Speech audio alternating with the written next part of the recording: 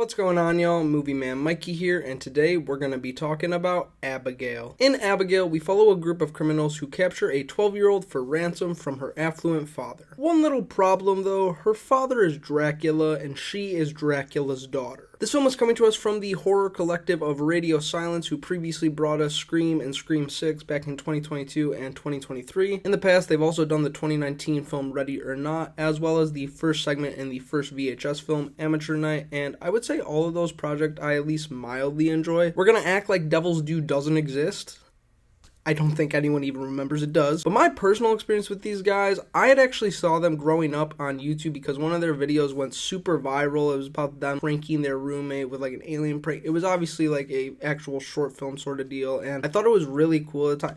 I actually was horrified as a kid, to be honest, but it's just so cool to see how far they've come. So when I saw the initial trailer for this, despite a lot of the comments saying that it looked stupid or that it looked like it was spoiling everything in the trailer, I was still pretty excited going in. And finally, having now seen it, while I don't think this is the weakest film from Radio Silence, I definitely think I enjoyed their last three features more. Right out the gate, one of the strongest elements here is the ensemble cast they have to work with. While all the characters are playing people that are innately despicable, the performances are pretty entertaining enough for the most part. Dan Stevens was a name that I was expecting to be a lot bigger based on 2014's The Guest, and he never really gained that sort of traction, but it was still nice to see him turn up here given a really solid performance. Catherine Newton, most recently I reviewed from Lisa Frankenstein, and she continues to do her quirky thing here, and it works. Kevin Durand, he was pretty funny in this movie. I thought, well, a lot of the jokes that he gets are just pretty like, oh, this big guy is stupid type of humor. I can't deny that I was laughing more than a few times. Angus Cloud, may he rest in peace, also has a smaller role in this movie, and while he doesn't have a ton of screen time, I still liked watching him. But maybe the best actress in this movie is Alicia Weir, who plays the little girl Abigail, who at first you could definitely like empathize with her, and like it's disgusting what these people are doing, right? But when shit finally hits the fan, she just embraces the role to the best of her capabilities, and there's more than a few moments of dialogue when she's like fully this evil being that I thought were really compelling. And I've been putting it off for long enough now. Melissa Barrera is the lead here. She's carried over from the lead of Scream 5 and Scream 6, which the directors last directed. And I know with those movies, there was a lot of contention regarding her performance, if she had the capabilities to be like the lead of the Scream franchise, so to speak.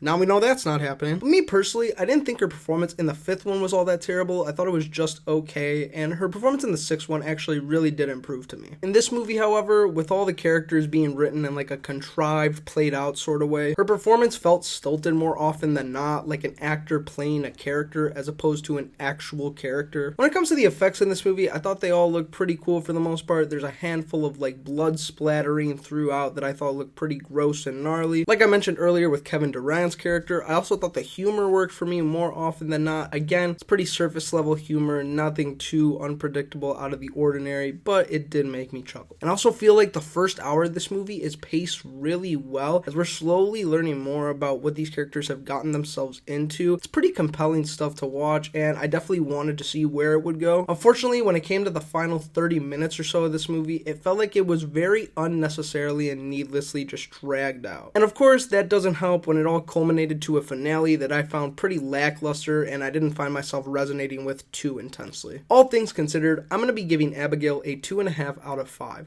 A solid ensemble makes up for the relatively weak script decently, but not enough to justify its near 2-hour length. So, those are all of my thoughts on Abigail. If you'd like to see where it ranked with the rest of the 2024 films I've seen this year, I have that linked in Letterboxd down below, which you can also check out for my opinion on thousands of other movies. And now it's time to hear what y'all thought of Abigail. Did you like this way more than me? Did you dislike this way more than me? Did you feel something completely different? Whatever it is, it should be a fun discussion down there. And yeah, that's about it. Thanks a ton for making it to the end. I've been Movie Man Mikey, and always remember, enjoy yourself.